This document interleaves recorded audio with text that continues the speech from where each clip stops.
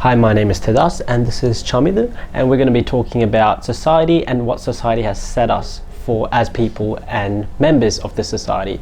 So today I was on my way to the gym, so I'm wearing this informal attire and he's wearing a suit. So what do you think makes something formal and makes this informal? Yeah, I think what dictates whether something is formal or informal depends on how people look at it, and especially the situation you're in. For example, if you're in a very formal corporate meeting, then a suit would be more appropriate. But like you said, you were on the way to the gym, so it wouldn't look nice if I was coming to the gym wearing this, would it? Exactly. So if I was going to the gym and wearing that, it would be uncomfortable. So it really depends on what activity you'll be engaging in. So it's appropriate that a suit would be appropriate for a corporate meeting, whereas a pair of shorts and a t-shirt would be appropriate for a gym. So what we view as formal really depends on what society has set us. Society has set certain standards for something to be formal and something to be informal. So it really depends on the perception of people. Is that so? Yeah, definitely depends on the perception of people. For example, if you take eating with your hands, in Sri Lanka it's quite a normal thing and almost everyone eats with your hands. But if you go to another country, people might look down on it as uncivilized, or it might even be considered as rude. That's right. So of course it depends on how people look at you and the societal standards that have been set for you. Yep, that's right. So we understand that there are certain societal standards set towards people and people have to follow them. But is it really necessary for us to follow these standards? What happens if we go astray from these standards? What do you think would happen if we were to, say, disobey these standards? Of course, again, it depends on the consequences. For example, in my school we have a school uniform, and if I came to school wearing something else, I would definitely be sent home. So of course it depends on the consequence, but at the end of the day it doesn't really matter what you wear to school, right? So if I was coming like that to school, I'd still be doing the same thing we go to school to do. I'd still be learning.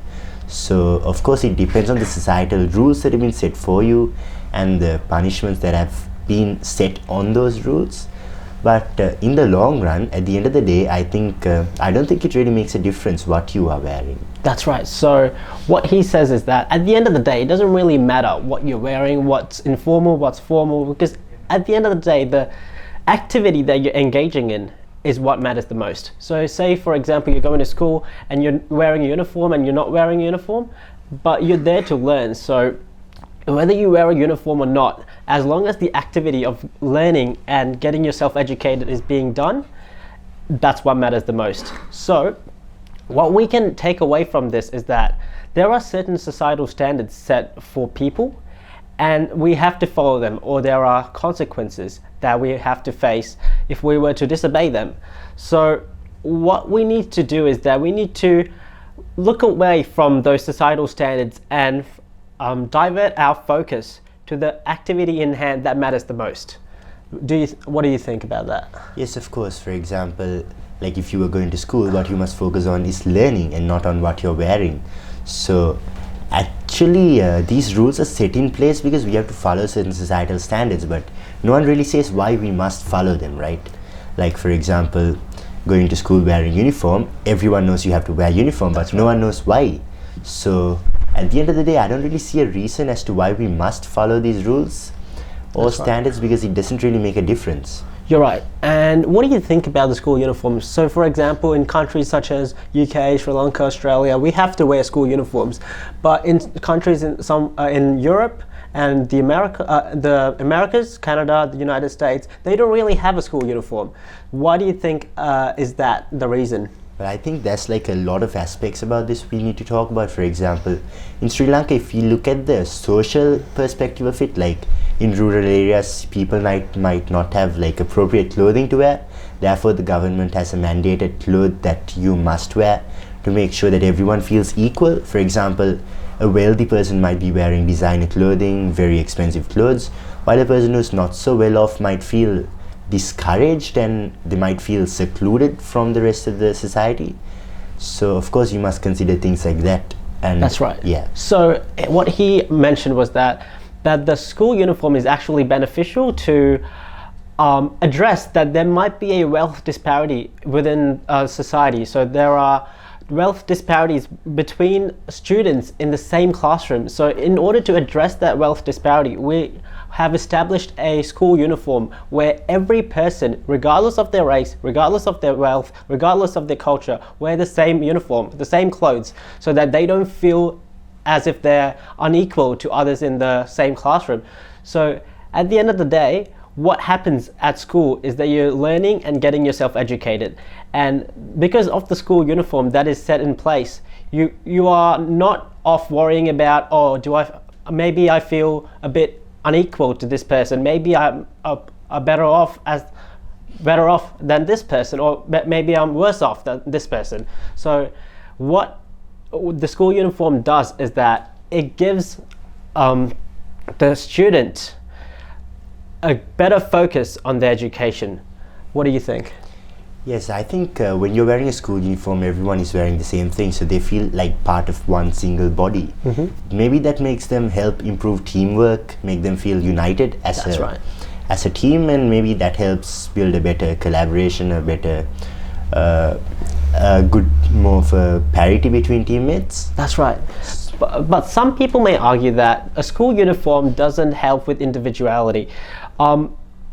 People these days, especially teenagers and young adults, they're always on about individuality. They want to express themselves. They want to be unique.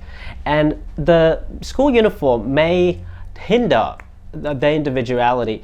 And this is an argument that many people bring up when they talk about school uniforms. So what do you think about this individuality that hinders from the school uniform? Yes, I actually agree with what you're saying, because the way you're dressing is one key way that you can express your individuality. But when you're wearing a school uniform, you're expressing, like the person who designed it, you're expressing his views. So those views are being forced down into thousands of people, and they're forced to express the views of the person who designed the school uniform. For example, we talked about formal attire before. So it has been mandated that this is what is appropriate to wear to school. So, but a person doesn't get to show what he likes or his personal style. So you're forcing down someone else's ideas onto another person. Right. So what he said was that a uniform may be a way of forcing someone's ideas down to other people, and this may create a herd mentality, and people may be forced to follow orders and without any disobedience to him. So this is also another thing that we have to look at. So if people were forced to be part of this herd mentality, what happens to the freedom of expression? What happens to the uniqueness? What happens to the individuality of people that creates new ideas, innovations, and leaders of tomorrow's world? Yeah, actually what you said about herd mentality and being able to control people, that's a very interesting point, because even though when you're wearing the same thing, you have the herd mentality, so it's easier to discipline people. So even though it might lead to a more disciplined society within the school, what happens after people leave it? They won't be able to show any creativity, they won't be able to think out of the box. All they will be able to think is, this is what I should do, this is what I must do. And no one questions, why should I do this? Because they've always been taught to follow orders, and they haven't had the opportunity to express their creativity, their ideas of thinking out of the box. So I think this seriously hinders innovation in the world. That's right. So what we need to take away from this is that even though schools have a set uniform, people need to go out of their way. People need to question everything. Science only improves and keeps improving because people question everything. Isaac Newton's principles have been debated for hundreds of years, and they've been debunked by Einstein. And if Einstein didn't do that, Isaac Newton's primitive principles would still keep going and going for thousands of years. So what we need to do is that we need to question everything. We need to ask ourselves why this happens and how this happens. So we need to use this questioning in order to improve ourselves and better ourselves as a society, as well as an individual. Yes, actually, like even if a teacher tells you something, you should always be able to question it, because Isaac Newton was at the time one of the greatest scientists one of the most famous people at the time, so questioning his principles would not be a normal thing to do. That's right? For example, that would be like me questioning Einstein's theory of relativity. Yeah. Like, who am I to question him? But then if Einstein hadn't questioned Newton, we wouldn't have made the advances that we have made. That's right. So just because a person of authority or a person who is more knowledgeable than you tells you something, you must remember that not everyone is perfect. People can always make mistakes. So there's nothing wrong in questioning something that someone else says, no matter how important or knowledgeable he or she is. Exactly. So what society might tell us right now is that this one thing is right and everything else is wrong, and that is wrong. As he said, that Einstein, questioning Einstein may be considered a bit, let's say, odd, but we need to do that. If, like he said before, if Einstein hadn't questioned Newton, there wouldn't be the principle of relativity. So if we don't question what's been given to us, what's been handed to us, we would keep going as this. We'll be a constant, and we'd be going like this for the years to come, and that is not okay for us as a society and us as an individual. We need to keep questioning things to improve as a globe. We need to understand that there are certain issues that we're facing currently, such as climate change. And what do you think are some ways that we can combat climate change? As for climate change, I would like to take the conversation into a sort of different focus. What I believe is that as for climate change, it is the developed nations that should take the initiative to fight climate change, because I believe that developing nations, they cannot afford to prioritize climate change. Because if you look at poor countries like even Sri Lanka or countries in Africa, there's hundreds of thousands of people without food to eat. There's people without houses to live in, the people without water.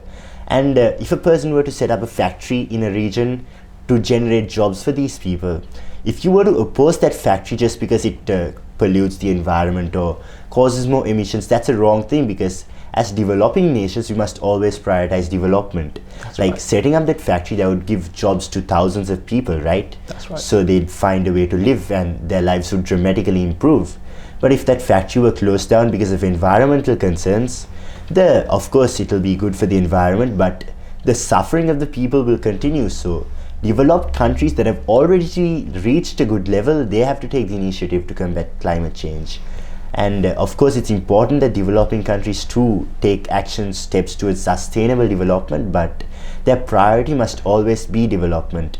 They cannot afford to prioritize climate change. That's right. So as he said before, developing nations cannot prioritize climate change, as their contribution to global warming may not be as significant as developed nations. Developed nations contribute to climate change far more than developing nations, and that is why developed nations must take initiative to combat climate change, as well as help other developing nations combat climate change by giving them initiatives and helping them have a more sustainable lifestyle.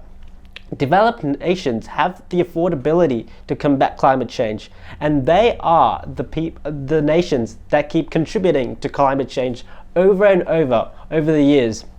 So developing nations can also combat climate change as individuals and then as societies, but developed nations need to also understand that the actions of developing nations is not enough for climate change. What do you think? Yes, so when you look at developed and developing nations, people in developed nations clearly leave a much larger carbon footprint because they're wealthier, so they drive more cars, they travel more in airplanes, and they buy more products which have heavy packaging. So overall, developed countries contribute way more to pollution than developing countries. But if you look at the global pacts and agreements, they try to force down these agreements down on developing nations to hinder their economic growth based on climate change concerns. But overall, if the individual person in developed nations, like for example, if you decide to turn off the lights when you leave a room, like if you change these individual things and in developed countries, then you would need to hinder the development of developing nations. You would need to hold them back. That's right. So it really comes down to the individual. The individual needs to take steps against climate change. So as he said before, if you're leaving a room, turn your lights off, and always opt for biodegradable products and always opt for local products. Products that are shipped from overseas have a far more significant carbon footprint than products that are sourced locally. So when you're going to the shop, always look if the products that you're buying are locally sourced or globally sourced. And if the products are locally sourced, you'll be leaving a far less significant carbon footprint. So it is important that we need to save our world and conserve our world for the future generations to come. And if you have any other ways of combating global warming, what would you think they are?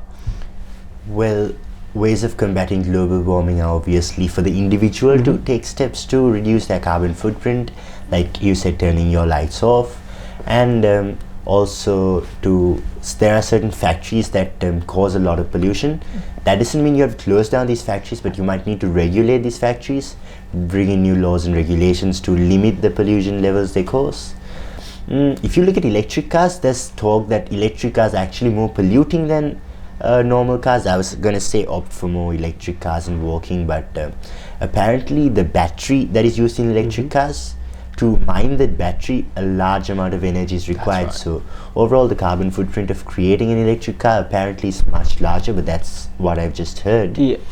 So as he has said, the carbon footprint that is left behind is by creating electric cars is apparently much more significant than normal cars, according to what he has heard. So we need to understand that this is sourced from a single source, and you need to not take that factoid as it is. You need to read up on it and find out if it's actually true or not. Is that correct? Yes, of course. When you look at mainstream media, one of the things that they do is they always try to create stories that sell.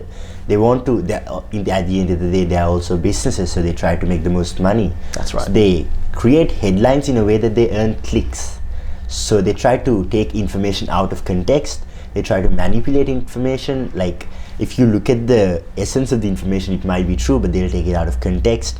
They'll manipulate it in a way that creates controversy, because that's what sells, that's what's profitable for them, right? That's right. Yeah, exactly. And as he has said before, mainstream media is what sets the societal standards. People use mainstream media as a tool to set societal standards, such as what is formal and what is informal. So we need to understand that.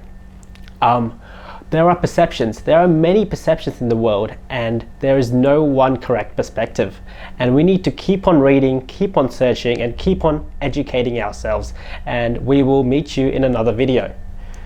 Yes, at the end of the day, when you look at what is formal and what is informal, or even when you read a news report, the way you view it is what you see. Like, for example, there's always two sides to a story. So the way the media presents it is what you will understand. So even what's formal, what's informal, that's how society has presented you. So we'll keep on talking about this, and of course there's a lot more to discuss. Yep. And see you in the next video.